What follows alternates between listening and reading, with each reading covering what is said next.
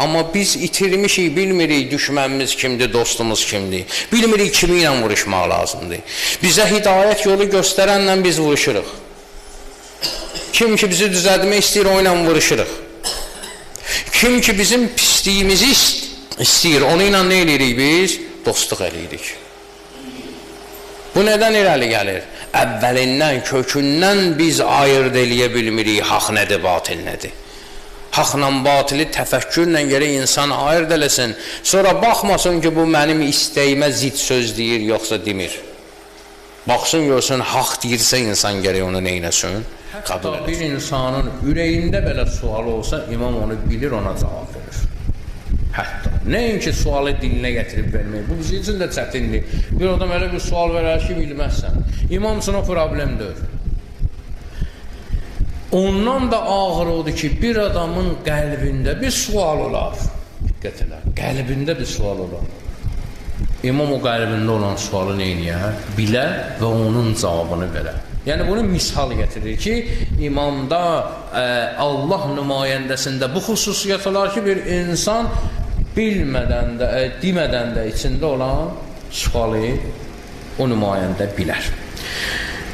Dördüncü məsələ odur ki, insanların gələcəyindən xəbər verər insanlara. İmamda bu xüsusiyyət olar. Nümayəndə də bu xüsusiyyət olar. Bunun saysız hesabsız hədisləri var. Ondan sonra Əli əleyhissalam o xurma satansın deyir ki, səni bu ağacdan asacaqlar, filan kəsin əli ilə və s. və s. İnsanlara gələcəkləri haqqında neyniyər? Xəbər verər. Canişinin xüsusiyyətlərindən də biri budur. Xəlifənin xüsusiyyəti. Hər dildə biliblər məsələsi. Beşinci, bütün insanların dilində danışar. Elə başa düşülməsin ki, uşaqla uşaq, böyüklə böyük, alimlə alim, nə bilim, avamla avam kimi yox. Öz yerində və hər kəsin də öz dilində danışar. Əbu Bəsir məhdəlçiliklə baxırdı imama.